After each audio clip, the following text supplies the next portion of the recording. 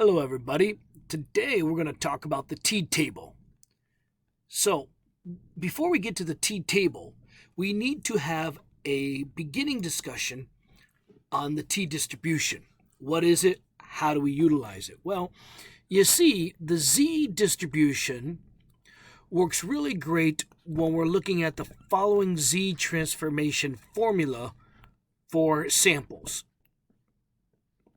This is the formula we use to transform an average in a data set over to the z transformation if we have a group.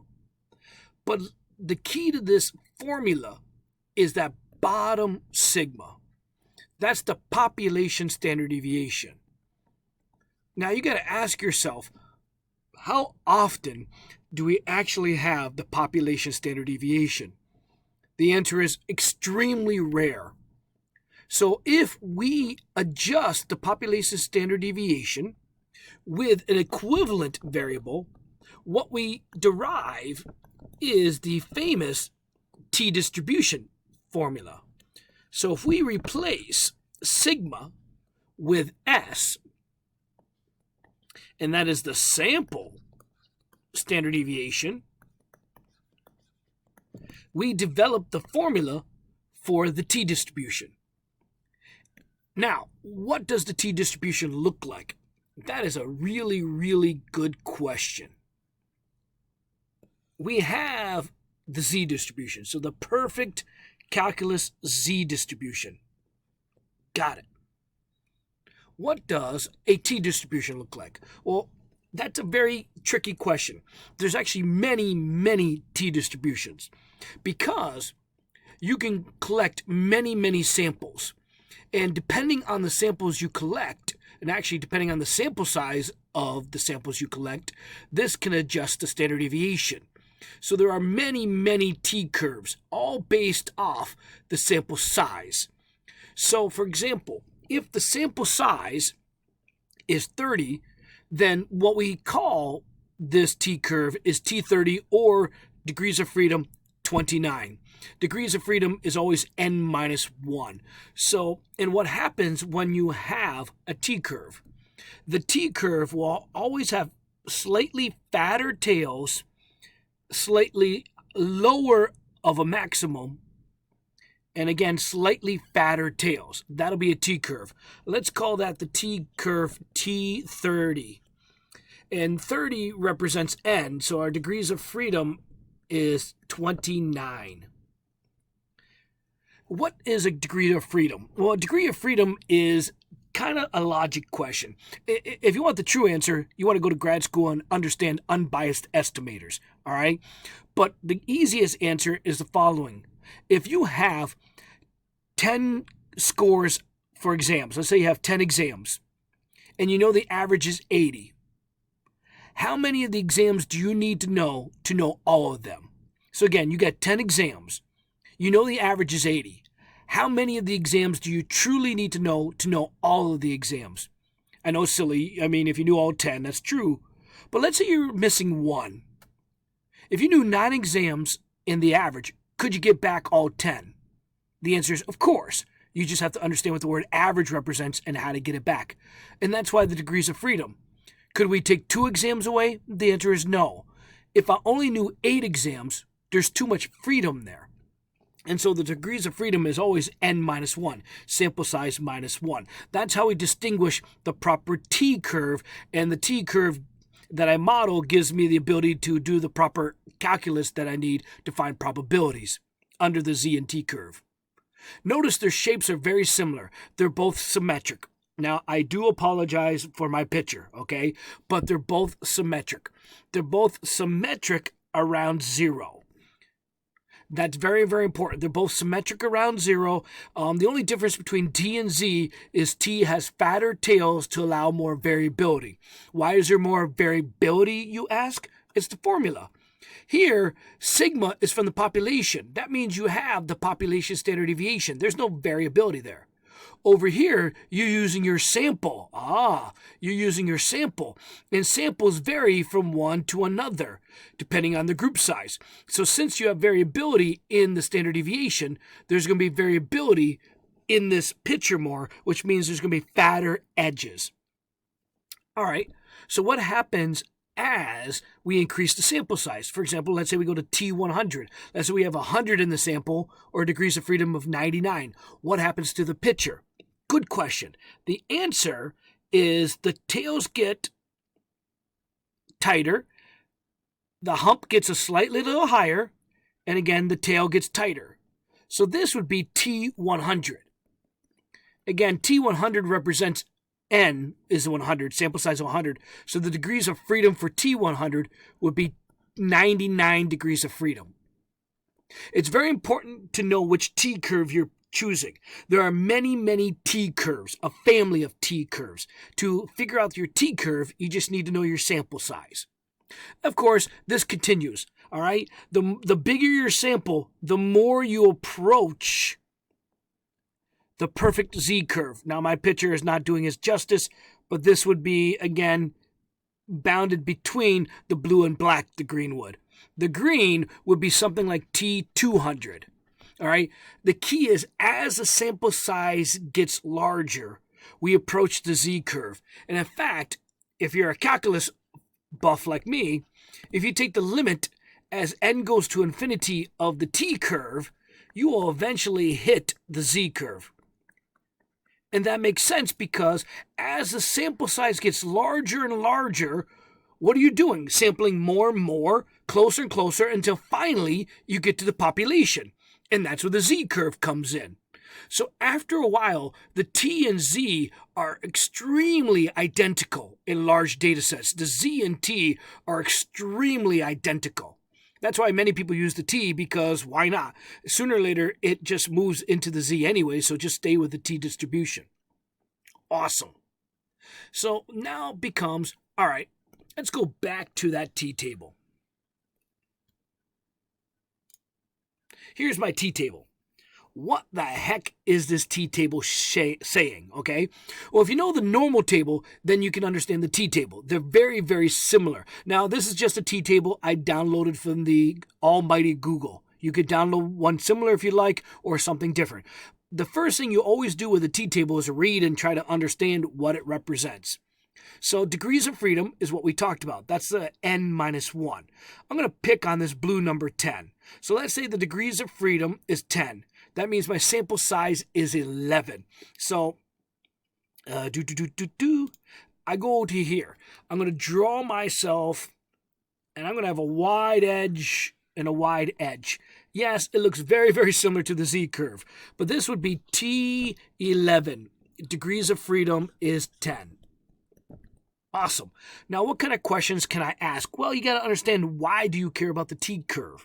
Well, the T-curve is a great model when you're building confidence intervals, when you're building hypothesis tests. So there are key things to understand about the T-curve. The first key thing is to understand how, if somebody gives me a certain amount of area in between two markers, called the T markers, how do you find those numbers? So this is 90%. Is the area between the two markers. How would I find those T values? Well, first of all, they're the same number. Due to the symmetry aspect of the T distribution, they're the exact same number. You have to understand, again, your table. So my table says, do you have two tails? Well, yes, I do. You have two tables. Two tables. Ha, ha, ha, ha. I have two tails. I apologize. All right. How much area is in the two tails? That's what this is asking. How much area is in the two tails? Right through here. Well, let me go back to my picture. Since 90% is inside, building a 90% confidence interval, then I know total outside would be 10%. The total outside would be 10%. So I'm going to the table with the degrees of freedom and the area outside to find the T value. And let's check it out, shall we? So degrees of freedom is 10. I'm looking for two tails with area outside of 10%. Match 1.812 is my T value. 1.812. Cool. 1.812. Now, the cool thing about all of this is that's an awesome answer. But what if I wanted more accuracy? Well, that's where Excel or any computer package comes in. I'm going to utilize Excel here. Excel can find the calculus, and that's how you would find these areas. These blue shaded regions are all done by calculus, all right? To truly understand how to find the t-value, you got to understand calculus. But for us, the great thing about it is either it's stored in a table, nice, or Excel can do the calculus for us. We just got to understand how to use the prompts. So to find a t-value like this, you have to use t.inverse in Excel. Allow me to go to Excel to recall the code. So equals, that's how you bring up a code in Excel, t.inverse. So what are the two things it wants? It wants probability and degrees of freedom. So going back to here, we want probability and degrees of freedom, df. The good news is we know our degrees of freedom, 10. Again, I'm reminding you, I need to know degrees of freedom because that picks the particular t-curve we're doing the calculus on. That's why we need this. There are many, many t-curves defined by the degrees of freedom. What I need now is to understand, what does that word probability mean? Well, what it truly means is the area below the bar you're looking for. That's what the probability means. T inverse, or any of the inverses in Excel, is always about probability below. So if I know the area below, we'll put that in green. If I know the area below, the percent of the picture below the T, Excel will find it via calculus. That would be 95%. Now think about that for a moment. 95. 95. Together, 95. Aha! So that would be a 0.95. All right, back to Excel. I now know I'm typing in 0.95, comma 10. Excel, do your damage. Do the calculus for me. Give me some accuracy. Boom shakalaka, 1.81246. 1.841246. Ah, can't speak and write at the same times. 1.8, and I did it again. So 1.81246. I think they match. I think they do pretty good. Which one would you prefer? The table or the technology? Your choice. The table or the technology? Both will give you the same answer. You just got to know how to use either one. Why do we care about this number, this T-bar? Because we're building a confidence interval. And that's a huge thing in all areas of walk in life. You will see when you pick up a literary journal in any science field, you'll see confidence intervals. So understanding the T-value and how it's built will help you understand how a confidence interval works. And that's what it is. You're going to see a lot of confidence intervals built in the confidence interval section. I'd go to those videos and check it out now and see how I utilize T.inverse in all of them. This is just a quick summary, kind of introductory into the T distribution. All right, there's one more thing I also want to introduce in the T-curve. So we need to pick a T-curve. Which one? Don't bother me. I do want to use one on the table, since I have the table. So let's say we use another blue, let's use that white number 21. So that would be T22, according to me. T22, or degrees of freedom, 21. So what would I like to know? Well, in hypothesis tests, when we get there are times when somebody's going to give me the bar. All right, somebody's going to give me the bar, and I'm going to want to know the area trapped by this bar. So what do I mean by that? Well, first, let me set up the question.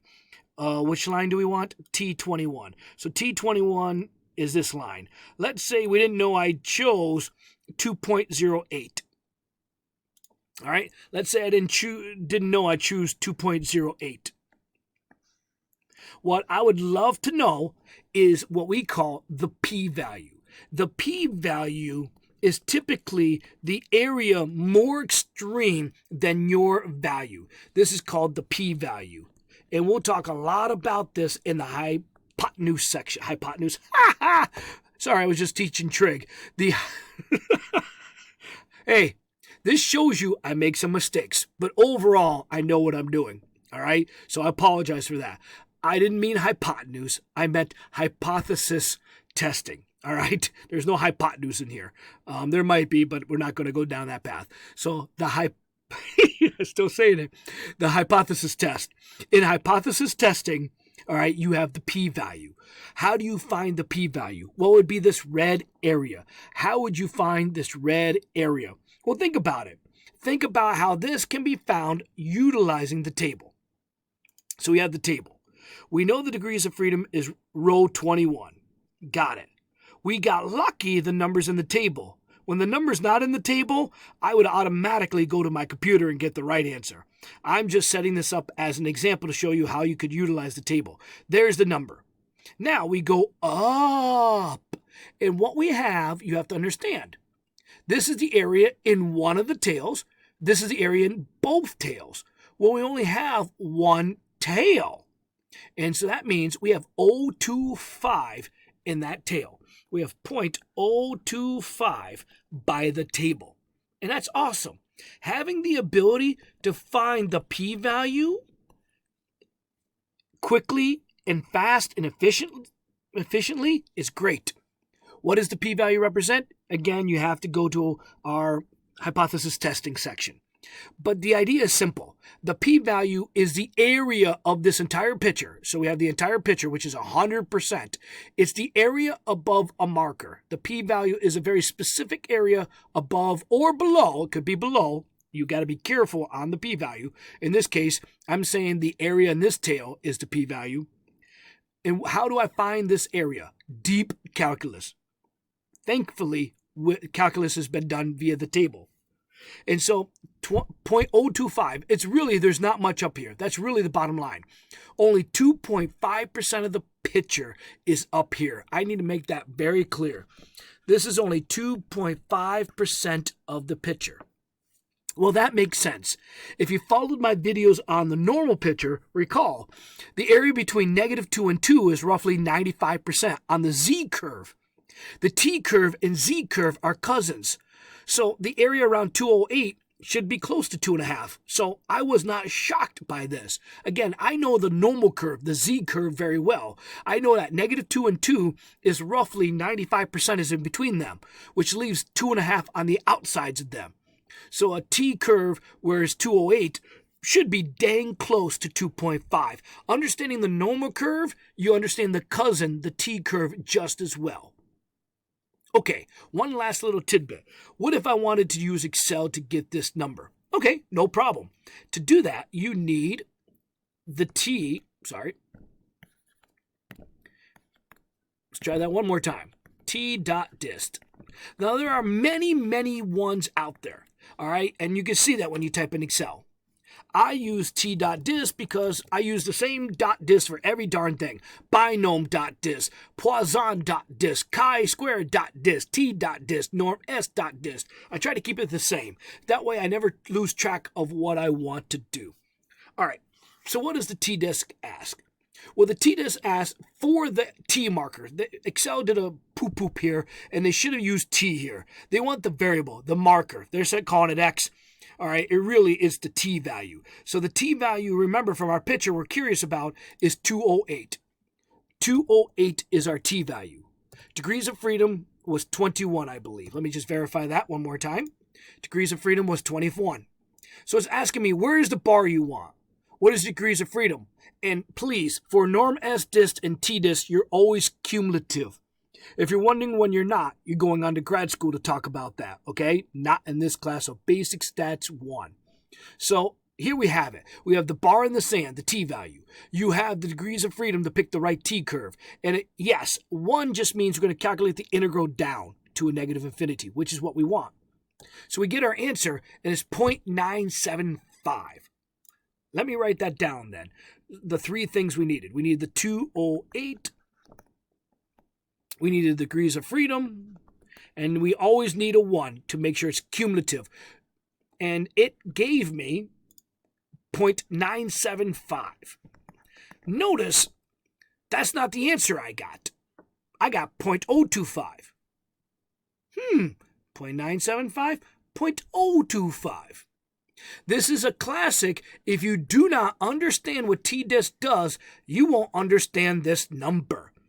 T-dist, and I kind of already told you this without telling you it, t-dist gives you the area below the bar. 97.5% of the picture is below this bar. Again, t-dist will give you the area below a bar. And so the area below, an area to me is probability. Area below, that is, if this whole picture is 100%, what percent of the picture is below this bar? I want to be very accurate. 97.5% of the picture is below this bar. You might be saying, where the heck did 208 come from? I picked it. Where would you get it? When you collect your data, you would utilize your formula to get a t-value. Going back to the beginning. Take your average, your standard deviation, the national average you're comparing to, the sample size. Plug them all in, and you'll get your t-score. Once you get your t-score, let's say it was 208, you can chuck that into t.dist and find your percentile.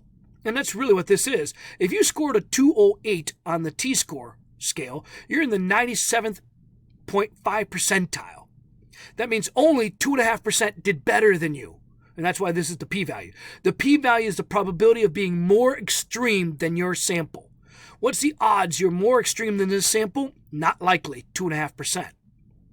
But t-dist finds the area below. I want to make that very clear. T-dist finds the area below. That needs to be very, very clear when you're doing this. So Excel will do it. You just got to understand what Excel does. So when I see Excel and I want a p-value, I would actually just do a second step of 1 minus the t-value. And then that gives me the more accurate answer if you need it. So the truthful answer, it is not 2.5%. It is 2.4981%. It really comes down to how much accuracy do you want in your Tcurve. Cool. These are the two things you need to be able to do utilizing the Tcurve. You need to be able, if somebody gives you bars in the confidence interval, to find the respective bar. How do you find it? T.inverse, period. If you're trying to find a p-value utilizing the t-distribution, you will have to learn to roll with the t.dist function.